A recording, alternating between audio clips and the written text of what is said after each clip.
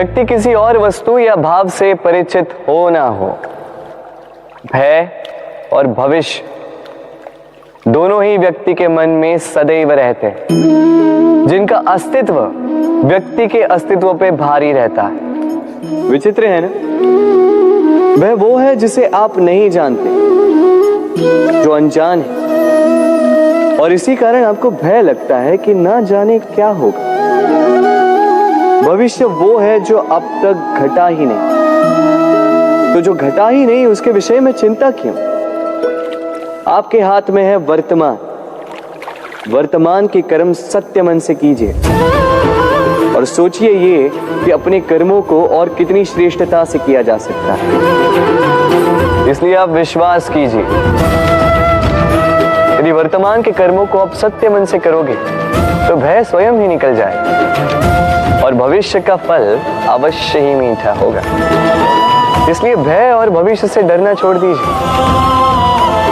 इस वर्तमान को जी।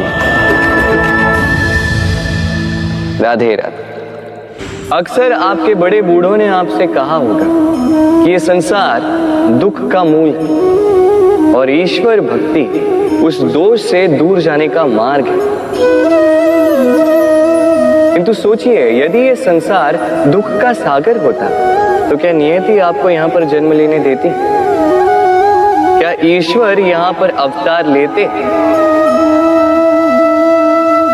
जब समस्याओं पर हमारा वश नहीं चलता, हम आरोप लगाते हैं इस संसार पर। यहाँ के लोगों सोचते हैं कि काश मैं यहाँ पे आया ही ना हो। एक किसान बंजर धरती पर जाता है और अपने परिश्रम से उसे लहलहाते खेत में परिवर्तित करता है। एक दर्जी जिसके पास एक सामान्य सा वस्त्र आता है, अपने परिश्रम से उसे एक सुंदर वेश में परिवर्तित कर देता है। आप भी परिश्रम कीजिए। ये महत्वपूर्ण नहीं है कि आप किस संसार में आए, ये महत्वपूर्ण नहीं है कि आप यहाँ कैसे आए। यदि कुछ महत्वपूर्ण है तो वो ये है कि जब आप गए तब आप इस संसार को कैसा छोड़कर गए। तो ये सोचकर जिए कि जो किसी के लिए नर्क है उसे किसी का स्वर्ग बना के निकलोगे तो आपका जीवन और आपका संसार दोनों धन्य हो जाएंगे। राधे राधे। संसार के सारे संबंध जन्म के साथ ही प्राप्त होते हैं सिवाय मित्रता की। मित्रता ही वो एकमात्र संबंध है जिसका चयन हम स्वयं करते हैं और इसी कारण उसका पालन करना बहुत ही कठिन होता है। तो सुनो, पहला नियम, मित्रता का आधार होता है विश्वास। तो किसी भी दशा में अपने मित्र पर विश्वास रखना, उसकी किसी भी बात पर संदेह नहीं करना। दूसरा, साथ।